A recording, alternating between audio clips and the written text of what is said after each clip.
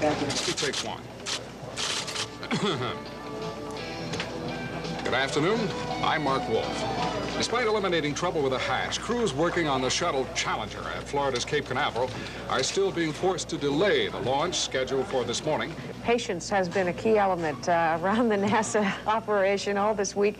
We're going to join Tom and Tier now. Once again, just getting down to about 3 minutes, and they think they can do it. They are counting. The ice is cleared away, and Challenger should be going away very soon. Let's go down to the Kennedy Space Center and take a look at Challenger sitting on the pad. 10, 9, 8, 7, 6. We have main engine start.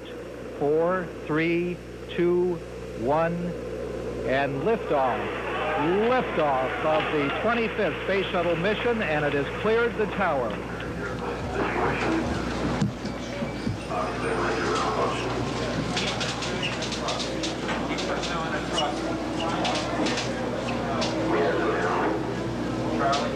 Engine throttling up, 3 engines now at 104%. Challenger, go at throttle up.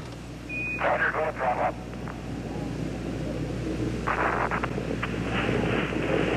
1 minute, 15 seconds. Velocity 2,900 feet per second. Altitude 9 nautical miles. Downrange distance 7 nautical miles. We're awaiting word. They're holding their breath, just, I'm sure, as everyone else is. In the center of the fire and the smoke, you can't see any form of what was once the shuttle. One of the solid rocket boosters, can't tell whether it's the right one or the left one, careens off to the right-hand side. Still intact. The solid rocket booster was intact. Because we're sending crews from here. I mean out of Miami. Right, 2 crews out of Miami, and how many crews we got going?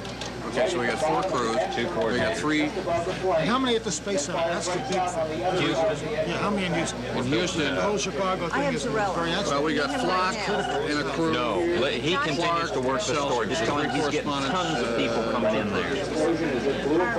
His worry now is the air. He worries about the air. We'll worry about everything else. He's leaving. Stand by to voice over this picture. Shut up in here! Open their mics. Open all their mics. Talk, folks. Your job then. Don't bother formatting the 3. That's correct. Forget the 3. Get stuff on the air. Get stuff onto the air as quickly as we can. You do that intake 2. You plan the next show that we can get on the air, and you help. Okay? We will. Hi, incoming 22. Okay. Rella's there at the scene. He's staying on the top of the wall. They're going to go to Daytona. It's an earlier flight, gets them there earlier. Okay?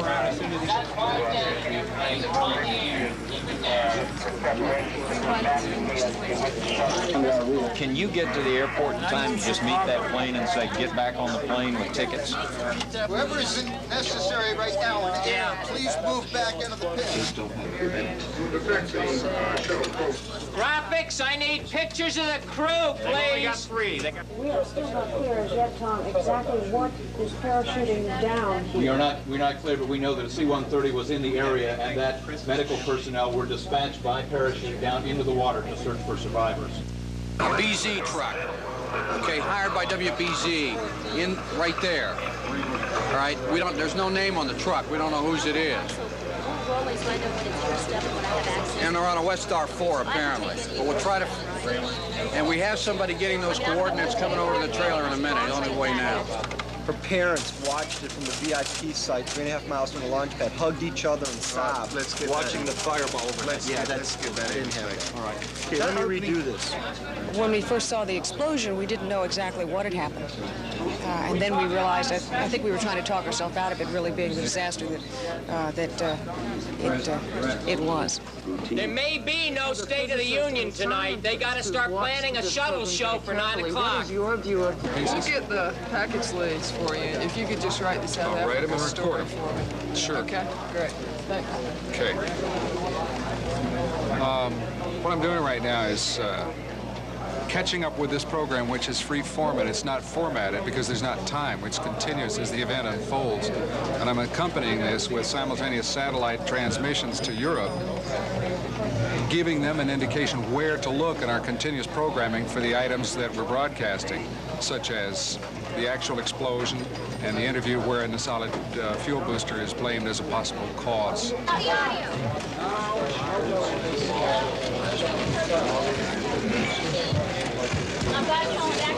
Okay, we're going to Reed. Reed and Scott, go ahead. Let me talk a little bit. That is Senator John Glenn.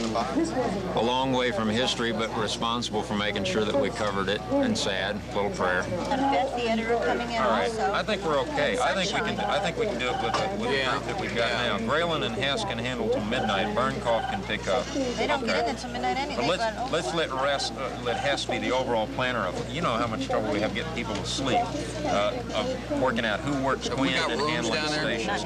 You gonna worry about that? Yeah, we only got 6 rooms in Houston. That's most we can get. I'll take a bunk at Memphis. Yeah, right. Well, you rotate, you know.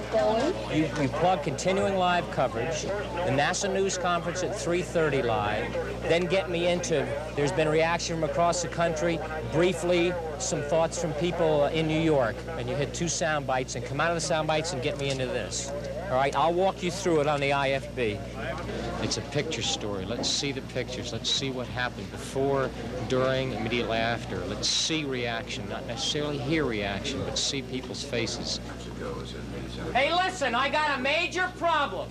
Whoever cut that tape of the reaction took all the guts out of it. My job began just at the time that this tragic accident occurred, and I was not permitted to have emotional feelings about it. I will have those later. I had to represent this network in doing the things that it is expected to do. Nice, Rob. Thank you. I'm through with you all. It was wonderful. I appreciate the hell out of it. Nicely done. Good to have the A-team. It's a nightmare that I've had ever since I've covered the space program. And usually the night before, I have the same nightmare that what I saw today. And I thought it was a dream. I was speechless for a few minutes. I knew that that explosion shouldn't have happened when it did, and I was holding my breath, and I crossed my fingers as I always do right before the launch. And when I saw the fireball in the sky, I knew no one could have survived that. It's gotta be the toughest thing I've ever done in my life.